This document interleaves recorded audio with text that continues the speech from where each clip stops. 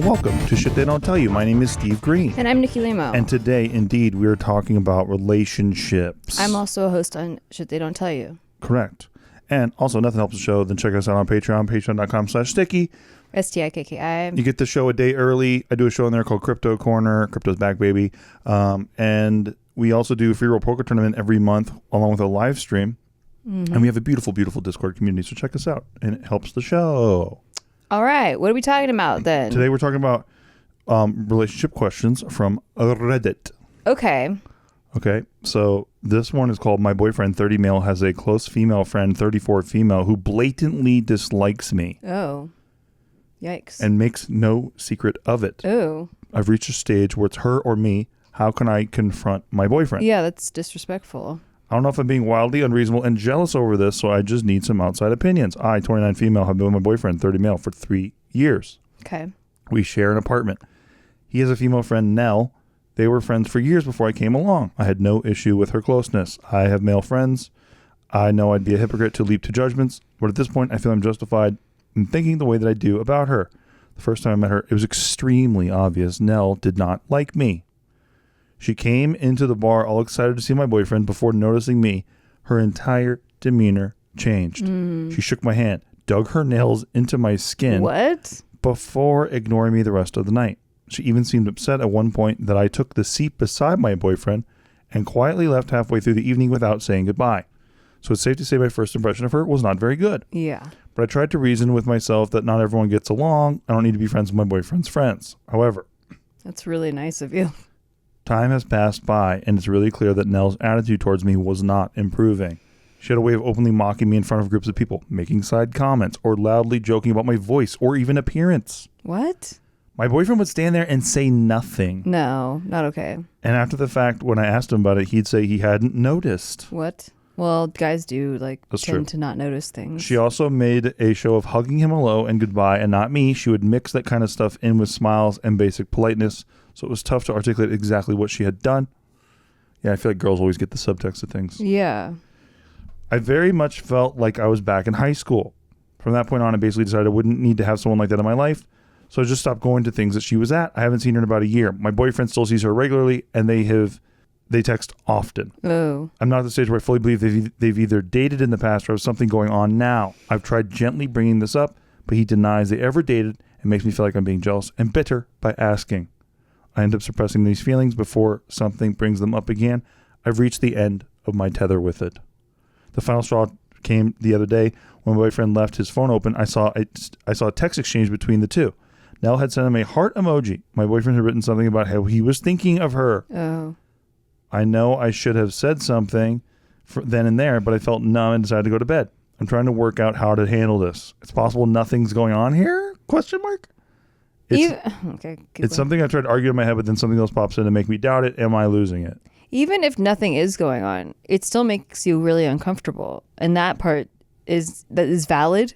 Absolutely. And it should be brought up. And also your partner should respect that about you. Like, shouldn't make you feel bad about it.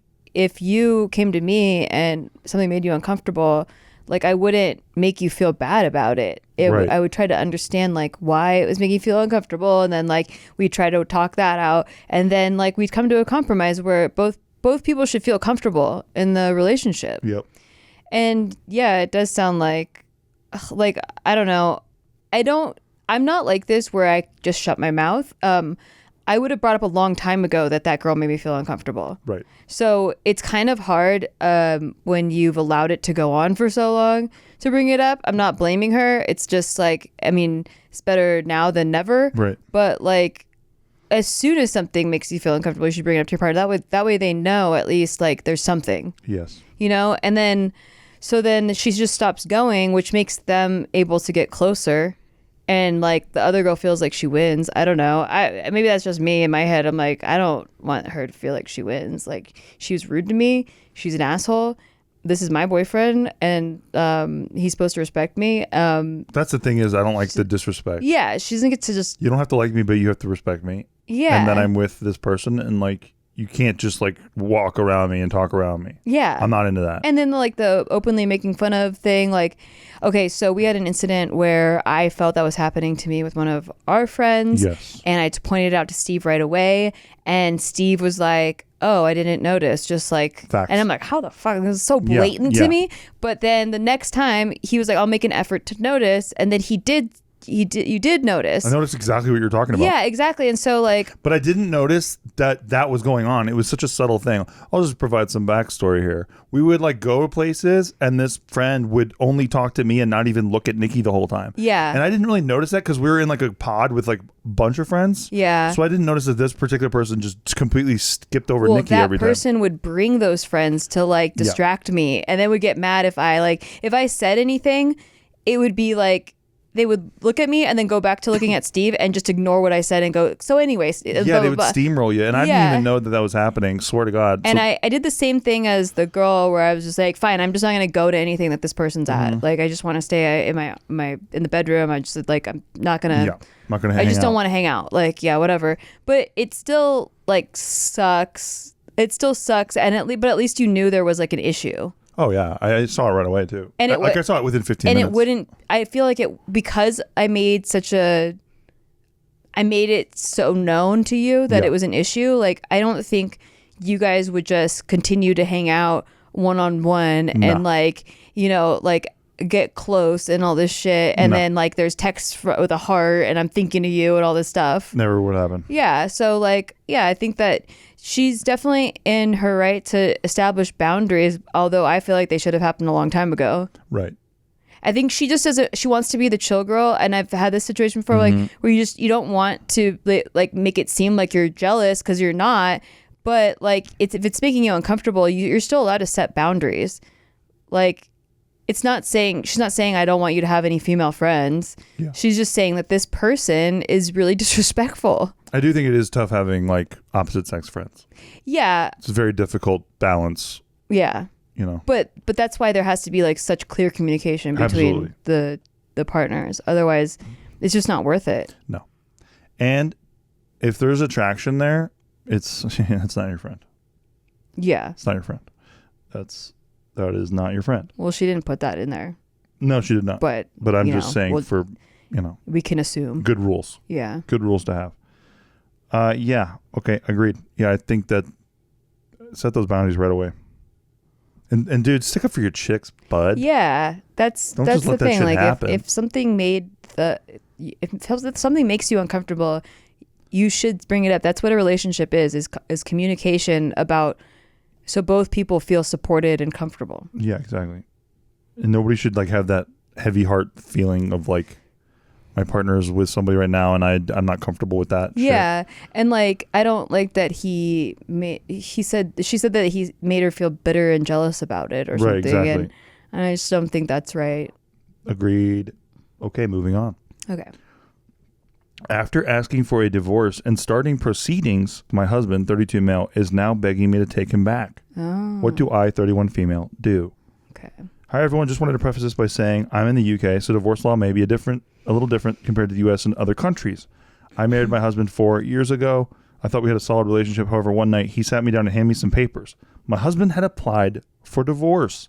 I was totally blindsided. Whoa. I stared at the paper for ages, hoping I read a line saying gotcha or something.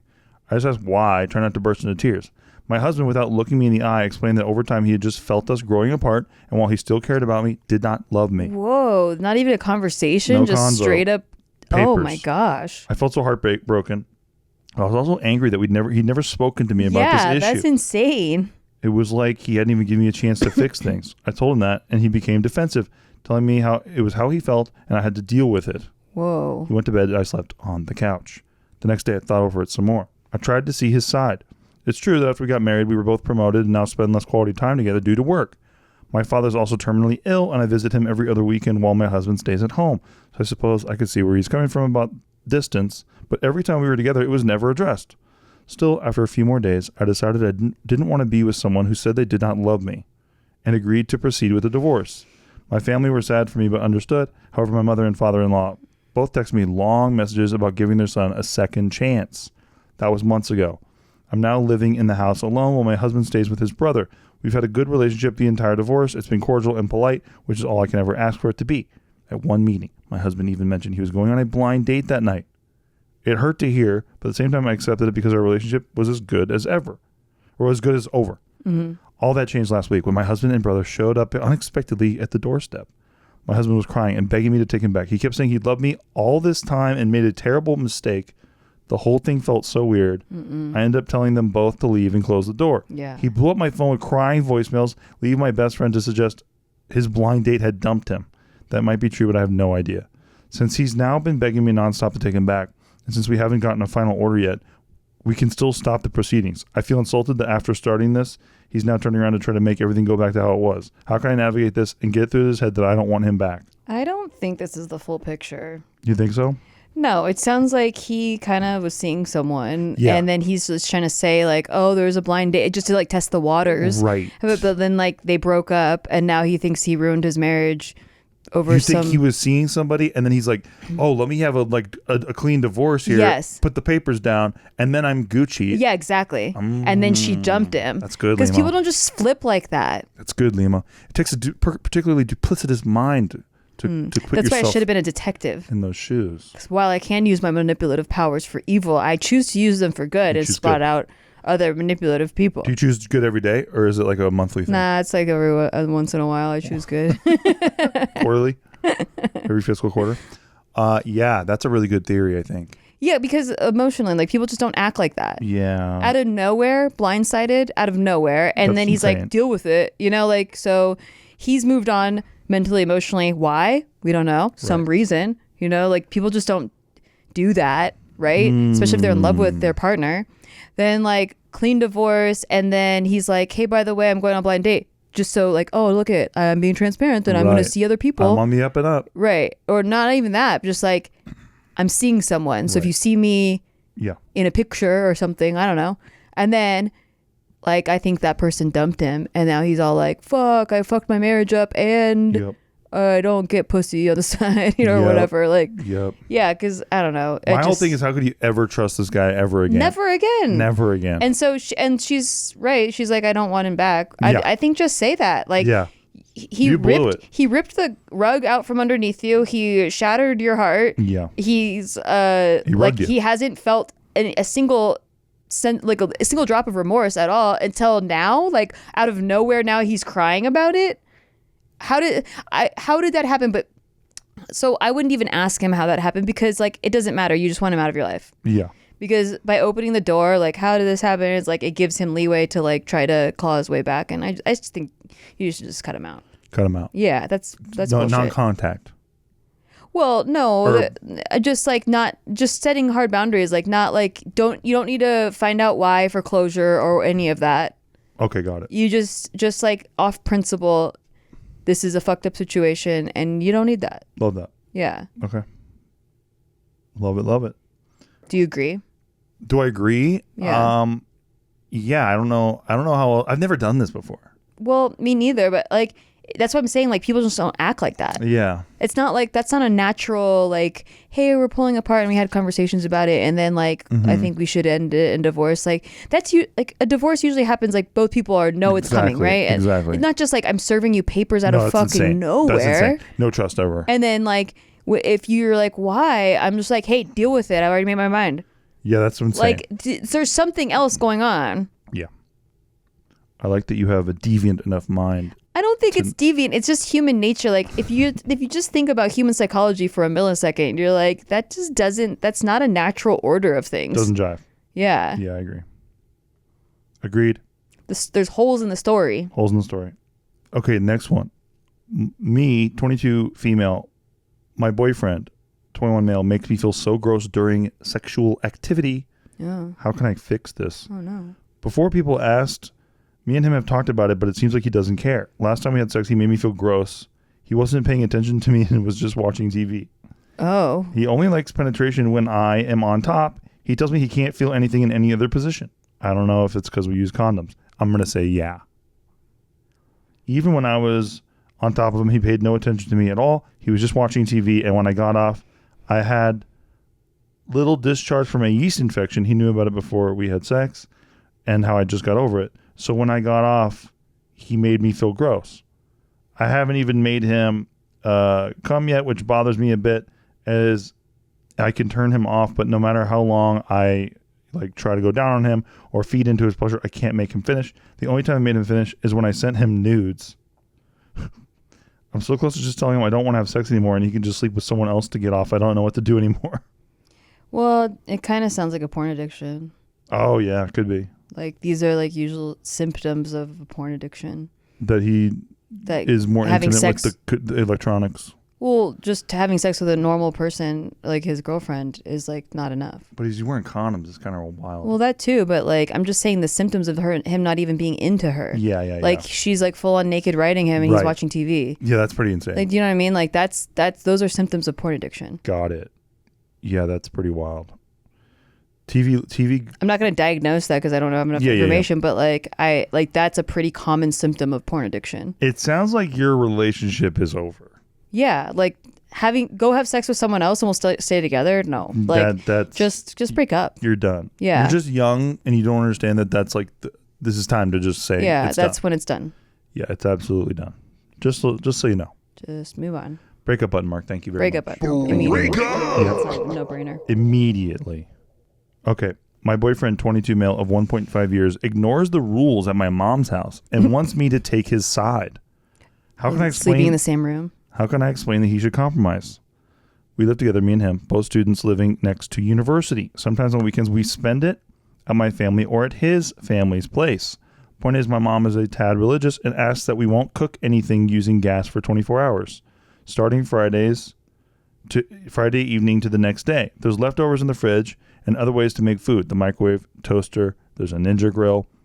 What religion is that? You can't use gas. I have no idea. Okay. He says she's forcing religion on him, that it's too much, and I should let him cook when she's not around the kitchen, that I should be on his side always. I get him, but it's not my house, not my rules. It's not that bad following it, and taking his side feels disrespectful to my mom. I agree. I agree completely. Yeah, you're staying in someone's house. It's their rules. It's their rules. No matter what. Yeah. If your parents came over here and they were trying to impose some shit, I'd be like, nah. Yeah. But that's their house. Yeah, it's an entitlement thing. Right. Like, you don't get to set the rules in someone else's house. Also, he sounds like one of those people who like overly reflexes to like, oh, you're trying to push your religion shit on me. It's like, brother. Yeah, exactly. Just chill out. Yeah. God damn, dude. Yeah. So many annoying atheists out there who are like that. Well, it's not just that, but just like that age is like you're trying to establish an identity. Yes. And you're just like, oh no, I'm not going to be respectful. Yeah. This religion's getting pushed on me. You're not respecting me and my belief systems. And it's like, all right, dude. All right, well, stay at a hotel then. Yeah, we got it, brother. Yeah, exactly. Go stay somewhere else, dude. Right. Okay, this one's kind of interesting. My fiance's father passed away. Is it selfish of me that I don't feel comfortable being involved in their grieving? I'm female 32. My fiance is male 33. My full focus is consoling my fiance the best way that I can. This post is more of a vent for myself since it's not appropriate to vent to my fiance about it right now. His father passed away just last week, so the loss is recent. I met his parents a few times before his father passed. I'll be meeting the rest of the immediate and extended family at the funeral. So I don't have a relationship with anyone yet. Hopefully that will grow with time. My goal is to support my fiance as best as I can because I'm not sure if there's anything more I can do. I don't know if it's appropriate for me to be involved in the family's grieving. Like, I don't think I need to be calling hours all day with the family. I don't know what that means, calling hours all day with the family. But I've been checking in on his mom and giving them my love. I've let his mother and siblings know that they can reach out to me if they need anything. At the funeral, I plan to be wherever my fiance needs me. And if he's focusing on family, I'll just be with my parents and mingle with his extended family. Mm-hmm. I just feel a bit awkward. I was there while his father was in the hospital, which all happened so fast, and witnessed him die. He's the first person I witnessed passed away. So standing hand in hand with the group of people I don't know as they prayed, sang, and cried and died was surreal for me. Of course, I'm showing up and being present for them regardless of how I feel. At the same time, I recognize I'm currently an outsider around a grieving family. Is this okay? I think it's a really normal feeling. Yeah, totally. I remember the first time I was around like a dead person that was like in a family that I wasn't involved with. Mm-hmm. It was just very awkward. Yeah. And all you can try to do is be quiet and respectful. Yeah. And I felt exactly this way. Like I almost felt like, because we were at like the viewing or whatever, where you like look at the body, and I was like, I almost feel like I don't deserve to be here. Right. Like I didn't even know this person when they were alive. Yeah. So it just felt like a tourist or something. Yeah. You know what I mean? wasn't like taking pictures over the thing, but I get that. I just felt like an awkward tourist. Yeah. Yeah. I kind of identify with this one. Yeah, I've only been to a few funerals, but I always feel awkward at them. I don't know. I also, even if I was close to them, I just, everyone grieves differently. Yeah. And it takes me a while to process the emotion of the loss. Like, so I have the denial phase hard. Like, yes. where it just like, so for example, my grandma passed away last year.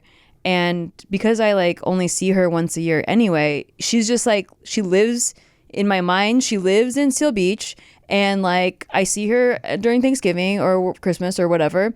And so like the rest of the year, I don't think about it. She lives over there. And so when she passed away, it was hard for my brain to process that I wasn't going to see her every year.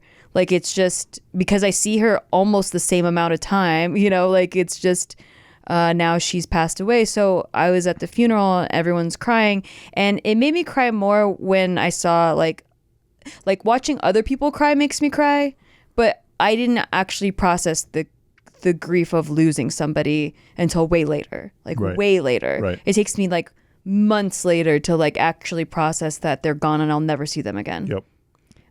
So I always feel I've only been to like maybe 4 funerals, and I've always felt like really awkward. Like I'm supposed to cry and feel really sad right now, but it doesn't feel real to me that there's like a dead person and that these family members are like in mourning. Like, I just don't feel that it takes me a while to catch up. Yeah, it's pretty weird.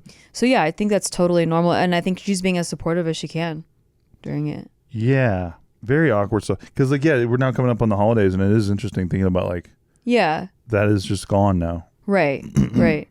But like, I guess I consider myself, I'm not lucky in a sense, but my grandparents used to be like the pinnacle of the holidays, but then it slowly like dispersed as people started their own families and stuff. So it wasn't as like everything revolves around that, right? And my other grandma passed away in 2016, and we were really close, but she had Alzheimer's for like 10 to 12 years before she passed away.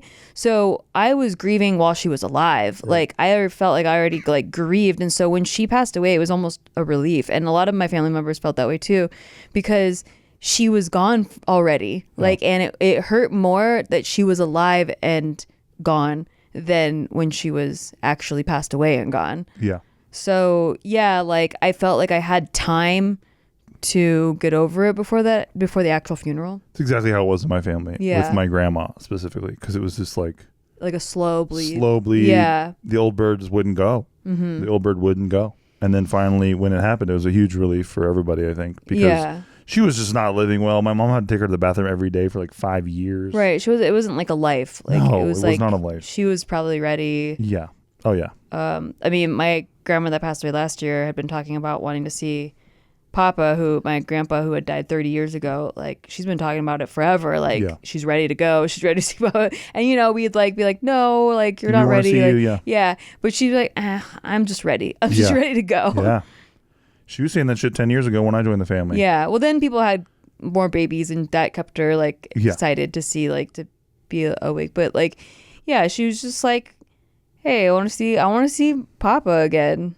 Yeah. I'm like, hey, that's reasonable. Although I've never seen her more alive than while she's playing Buffalo Gold at the slots, dude. She loved Buffalo. Buffalo Gold, dude. At the slot machines, she would touch the screen the whole time. Oh, she did a whole ritual. She's like this ritual. She did a whole ritual. She's like doing like a Filipino incantation on the machine. It's funny because I see other people doing a similar ritual. I see it now too. Yeah, like, it cracks me up. Yeah. But she's like tapping the screens and shit. Yeah, it's great.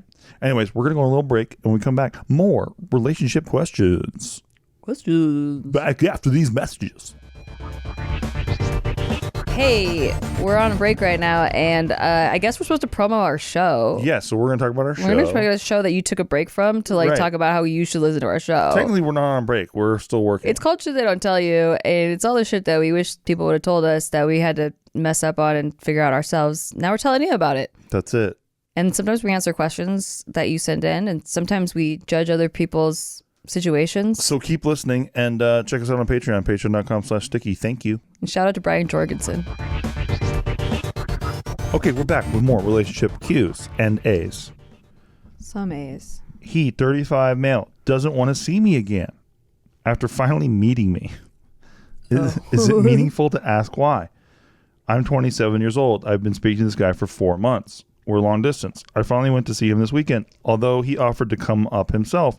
I love meeting him. He's so kind and passionate and attractive. I thought the date went well, and we had been anticipating meeting for a while, although we didn't talk much. He's a year out of a divorce, and we're both looking for something serious. A day after our date, he lets me know he enjoyed meeting me, asking how I was doing, but doesn't say much more than that. 2 days after our date, he asks if he can call, never ends up calling, and then texts me that he's not so sure we will work out, but he thinks I'm beautiful inside and out and wishes me the best. I responded that it was nice meeting him regardless, and that I also wish him the best. This was a week ago. I can't explain the connection I have with this man. I'm 27 and quite picky. I just don't easily like men. I thought the date went well, so I'm just not sure what happened. Is it worth asking why? I decided against it initially and just wished him the best, but part of me is just very curious to know what went wrong or why he doesn't see things with me working out. It might not change anything, but I'll stop trying to come up with reasons on my own. Is it worth asking? That's a tough one. Because, like, yeah, it is, but also, I don't think you'll hear what you want to hear. Exactly. Or, like, yeah, exactly. I don't know if he'll be honest about it. Yeah. And then also, what if he says something that makes you feel really bad? What if he says something that plants a little seed in your head and grows and grows and grows? I don't think you want to revisit that. Right. I would let it be, dude. Yeah. And it could be something like he had like a few connections with some people and like he decided to go with I'm thinking someone it's else. that. Yeah. I think he had a stronger connection with somebody else. Mm-hmm. It's like Love is Blind. Mm-hmm. You know what I mean? Yeah, when they finally met up. It's like, oh shit, this changes absolutely everything. Molecularly changes everything. Also, like, I had a friend who was like a wizard with Photoshop. Like, she looked like a Victoria's Secret model in pictures. And then this would happen to her where like guys would meet up with her and then they wouldn't, like, they had so much, they'd been talking a lot, like they had so much chemistry, and then they meet up and then like they're like, what happened? They don't date again. Yeah, they're like, what is the situation? Right. So it could be like, I don't know, could be that. Yeah, don't misrepresent your photos, guys. It does not end well. No. You can get a lot of fish, but you will not be eating them. Mm-hmm. So it's catch and release type a of lot program. of catch and release. Hurt them and put them back, as I like to say. Yeah, always cracks me up. Okay, what do you think of this one? Yeah, so you don't think she should? Absolutely not. Yeah, just move on. There's no answer that will satisfy your brain. Right, that's true. There's not one. That's true. You know what I mean? But I get the like not being able to stop thinking about it because like she's picky and she finally found someone she likes and then like now they're gone. I couldn't understand it more. Yeah. I just don't think you need it. Yeah, I agree. Okay, I have a little pop quiz for you. Ooh. Female 30, male 28. Is she cheating? That's the title. Is she cheating? Female 30, male 28. Male 28. Okay. They've been together for 3 years. Okay. They were just hanging out, and a male coworker called. He said, "Hey, little girl, what are you doing? I just finished work." And she replied, "Hey, you're on speaker with me and my boyfriend." I've had suspicions over the past 3 years, and she got defensive when I first brought it up. She says, "Well, I'm sorry. I can't control how people talk to me. And a long time ago, she was, quote, dirty talking with her old best friend who is married. So that's why trust issues have gone back up." Okay. That happened 2 years ago. Please, Andy, answer help. I think this is like a real dude. It just happened to him. Oh. Well, 2 hours ago. I would think it's a real dude. Oh, you mean like no, it's like live? Just live right now. Right just now? Found out. I mean, that's not a great start that she was like sexting or what is it? Voice? Yeah, she was dirty talking with her old best friend. Yeah. A couple years back. I think boundaries should have been set back then. And then when they're broken, they're broken. They're broken. Hey, little girl, what are you doing? Is that innocent? It depends. It depends on the type of person. Like, I mean, it's hard to tell from text, from like reading it. Yeah. Because if it was like, "Hey, little girl, what's?" Yeah, that's like a very different than like, "Hey, what's up, buddy?" Like, "Hey, little girl, what's up?" Like, yeah, that's so true. So he obviously heard it in a way that "Hey, was like, little lady," like, "Hey, little lady, what you doing?" Because I say "Hey, girl" all the time. Right, exactly. That's what I'm saying. So like, it really matters the tone of the way that it's said and the person, like the personality. Like, so, I mean, honestly, I think if your gut is saying something, there's probably something you should be worried about. Like usually like your intuition is kind of like correct. Absolutely. So like regardless, you should bring it up and say, I mean, I guess, did he bring it up and she was like, I can't control how people talk. Is that what We happened? had no context. This guy just shot this thing up. All right. Well, I mean, I think that if you had trust issues already, you have to work those out. Yes. I mean, regardless of whether or not she's cheating now. Also, I think it's kind of aggressive to just accuse her of cheating off of this agree. like one thing. But I think that it should be a conversation. Like if he's had suspicions already leading up to it, and then, you know, I do think it's like, did she mean to pick up on speakerphone? Like if she gives a shit about like, oh, this is my side man, why would she pick up on speakerphone? Right? Yeah. Why would she pick up on speakerphone? Yeah, that part bugs me. Yeah. And then he's just like, hey, little girl, what you doing? Yeah. Like if you're right, and like it's more of a cadence thing, Right. like because like I said, I like talking to my neighbor's wife all the time. I say, hey girl, what's up? Yeah, exactly. But if I said, hey girl, yeah, what's up? Yeah. That's weird as fuck. Yeah, maybe it theyrew him off that she was like, hey, you're on speakerphone in front of my boyfriend, like basically like don't say anything Right. incriminating. Right. Well, that's also another part of this too. Right. Where I'm like, is that fucked up? That part's a little, I'd be a little. It's a little sus, I'd be- maybe? like I'm trying to picture like if a girl called, well, we were in the car together. Yeah. And you picked up and you were like, hey, I'm on speakerphone with Hey, my I'm on wife. speakerphone with my And wife. She goes like, hey, Hey, Crypto King. yeah, or something. You know that drive me wild. Yeah. And then you're like, hey, I'm on speakerphone with my wife. I'd be like, why did you have to say Why'd that you right rapid now? fire say Yeah, that? like Why'd you say it like it's it was a an little- emergency? A little sus. That's not just a little sus. Yeah. Like saying that like it's a huge emergency Yeah. is a lot sus. But then also like, and then okay, so the question is like, why would you pick up on speakerphone? Well, like, what if they're in the car like that, hanging up on the person seems more sus. that's a fact. Okay, so yeah, like it's sus, right? It's because no sus. matter what, even if it's innocent and you're not cheating with this person, but if they're like, oh, you with your bitch ass wife again, you know, something like that. Yeah. It's like, oh shit. Well now, Yeah. you know, I know why you warned them. Like shit like that. you Yeah. know? Not good. Not good anyway. Sounds like you have serious trust issues, and you should probably break up. Break up. Break up. Okay, another thing though, Okay. that I would be sus about is like, I don't know, man. People are different, but like nobody calls each other anymore. Like I don't know. Like That's sort of true. I don't really like have people calling me unless they're like getting information across. That's true. It's for a reason. You know, it's not like, hey, what you doing? No, what you doing You doesn't know? happen. So that's kind of weird too. That is weird. Like even with my close friends, we don't call each other and like go, hey. That's true. But some people do that stuff. I know, that's what I'm saying. Like maybe I'm just weird I because think you are weird in general. Well, that's true. But So yeah. But you don't think it's weird, like if a girl called you, like I would think like, well, do you guys talk on the phone a lot? Yeah, that would be weird To me, like, if I was that's like what if I was a phone friend relationship with a chick, Yeah. I think that's just weird in general. And I'm a married man. me And too. I have It's no like, business. It's like, are you like twirling your hair while you're talking to each other? Right. Like, I don't know. No, nobody could do it for me like you do, baby. Nobody could. Like yesterday when I'm going to take a shower real quick. Nikki is like, hey, come zip me up real quick. She's wearing this sparkly green, emerald green dress. It had connecting gloves. Like the gloves are connected to the dress where like, so you can't use your fingertips or your didn't even nails or notice that. anything. That's funny. I didn't even notice So that. I'm covered in like furry, fuzzy, like Fuzzy green gloves that's connected to the dress. So then, I'm gonna go to my neighbor's house watch football. It's like 9:52, so I have 8 minutes to get there to watch kickoff. And so my buddy calls me and he's like, hey, I'm going to fucking Sprouts real quick. What kind of burger you want or whatever? And I'm like telling him real quick. And then Nikki's like, help me zip up. So I help her zip up. And then I jump in the shower real quick immediately after I get off the phone. And then like 7 minutes go by and I hear her out the door and she's like, help, I'm stuck. Well, I was waiting for you to come out because I thought you were just like brushing your teeth or something. And then The you're shower taking was a on whole... the whole time, dude. I know, but you always have the water on even when you're going to the bathroom. You fair. But so I was... So I just like wanted you to know I'm stuck and I need help. Yeah, you were stuck in And your then dress. you like were taking forever. Bro, I was getting claustrophobic. I couldn't get this fucking dress off. I was fuming. I was like, That shit I felt cracked me. trapped. I couldn't use my hands because the gloves. So like I couldn't use them to unzip the dress. And I also like if I try to reach up, like the dress is like stuck. It's like coming up, so I can't. It was so hard. I'm sorry, and but then I was laughing. I couldn't use my hands for anything. Like, what if I wanted to go like make a bread and butter thing, and I can't because I got fuzzy gloves on. Fuzzy gloves. I can't Stopping do you. anything. I'm stuck, and I felt really trapped. I don't like that dress, and I wish I hadn't bought it. How'd you get out?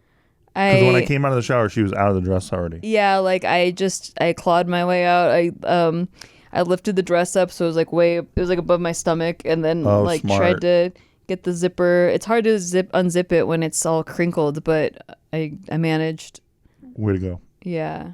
You're a survivor. It was traumatizing. You have good survival skills. Thanks. Thank you. I found that out recently on this project I was on. You did. I'm good at hoarding and bartering. We'll tell you guys about it someday. All right, next one. My 34 female boyfriend, 32 male, said he's not ready to get married in the next 3 years and doesn't know if he'll be ready after that. I want to be married by 37. So I said we have no choice but to break up.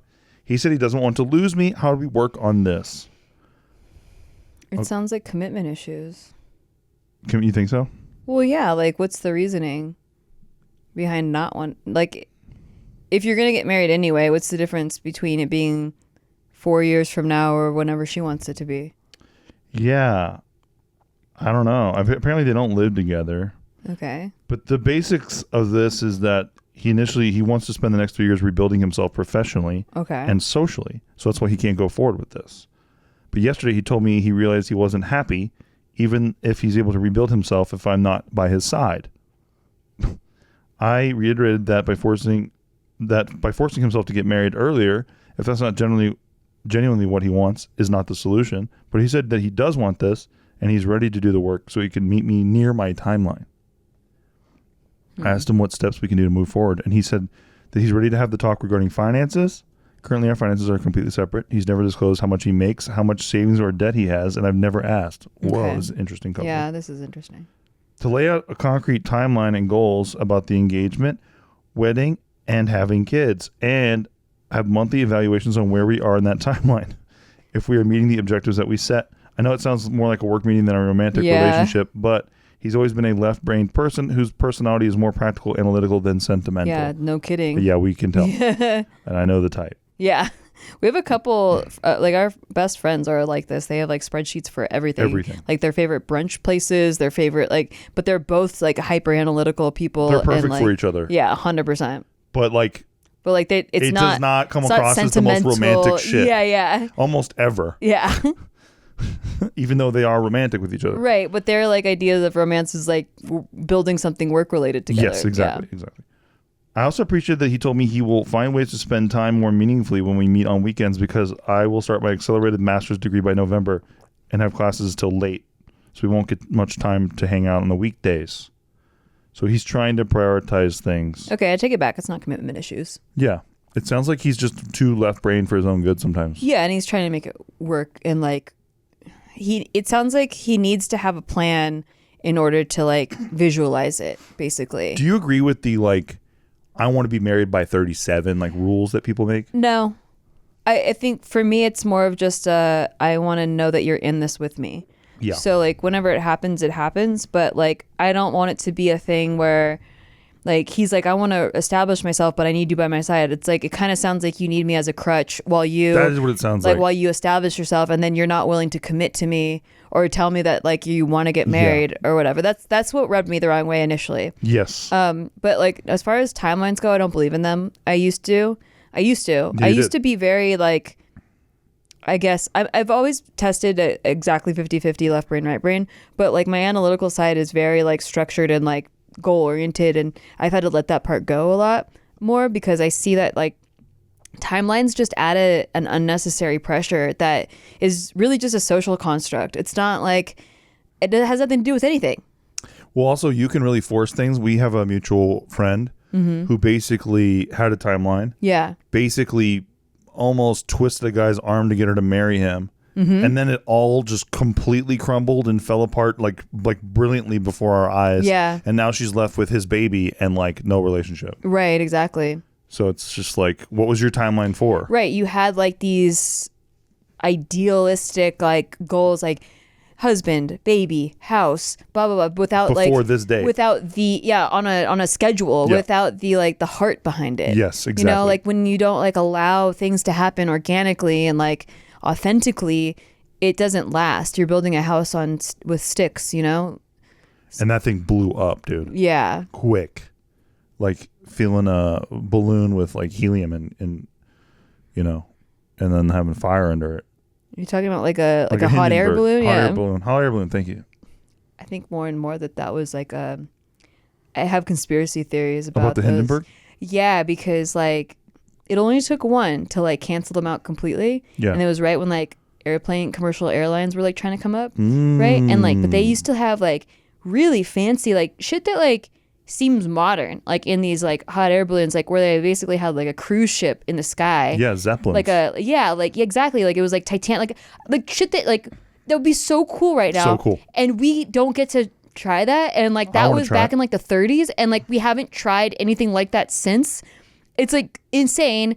And it was like there's a lot of like financial reasons why like I think that this conspiracy shouldn't like, for example, on the Hindenburg, if you remember the famous story, is that there was a guy who was in like the first class area, and it said no smoking on the wall. And then he pulls out a cigarette and he starts to spark up. And then the guy from across from him goes, he holds his hand up. He's like, no, wait. And then the whole thing went.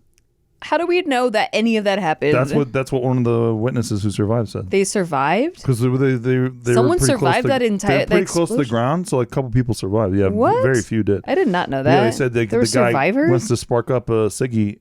You got the no smoking sign right behind him, but he didn't see it. Obviously, I didn't look super into this yet, but I looked at and the guy's like, no, wait. I looked at the greater picture of how they had like tons of successful Zeppelin flights, and then just one fucking accident, and like it ruined it forever.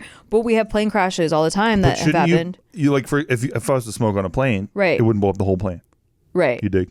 Yeah. It's kind of like that, I think, probably. Okay, but we could have like created stuff like post that happening, like they can create more safety features that to prevent that from happening, right? Right. But they just decided no more. We're banning it for life, forever. Probably. Indefinitely. And it's like, but why? And then you look at all like these financial aspects, so like the behind the scenes of corporations, like, you know, it always comes down to something behind the scenes. That's like why Tesla's work got destroyed. Oh yeah, Nikola Tesla. Yeah, I mean, he had like a bunch of different ideas. He had a power plant where you could get power anywhere in the whole world. Where you could harness like free energy, and they didn't like that. I heard Bill Gates didn't like it. The people didn't like that. Gates didn't like it. The elites didn't like it. Yep. And so they destroyed all of his work, and he died a poor man. Damn. Yeah. And when he died, all of his work got destroyed. Like, why'd they destroy it? Like, why can't we study it? Why did they destroy it? You know why? Why? Money. Exactly. Power. That's what I'm saying. Yep, I know. Anyway, I would love to fucking be on a cruise ship in the sky. She wants to go on a cruise ship in the sky, guys. So let us know if you guys got any hookups. But I can't because you used to always want to go to a hot air balloon, but now you don't want to be on hot air balloon. I have to go fly on Spirit. Yeah, I know. I read too many things about it. Yeah, too many power line stories. Yeah, well, I would want to do it in Switzerland or like, you know, like where there's hills and no power lines involved. Yeah, that's fair. But even still, like a little bit of wind and you're kind of fucked. A little bit. So I'm like, well, maybe not. They're always romantic for me because when I was growing up in Indiana, they would launch in our backyard, basically. Yeah, so exactly. It was insane when there's fields and stuff. I know, it just looks so pretty. And I just always thought that was romantic. I also had a very vivid dream about it when I was younger. Yeah. And it was really, really vivid of me flying in a hot air balloon at nighttime. And it was so pretty. And it was like, I could feel I still remember it. Like, and I was like 9 or 10 when I had this dream, and I still remember all of it. So I always thought that would be really romantic to do. But then I hear from people that's pretty boring and also dangerous. So okay. And it's awkward because like there's like this dude there. So like it's not as romantic. I've heard it's not as romantic as you think because there's like this dude standing there the whole time like working the strings or whatever. That makes sense. Yeah, so it's kind of like awkward. That makes sense. Yeah. Maybe a gondola instead. Yeah, we'll do gondola. We'll do the gondola in Vegas.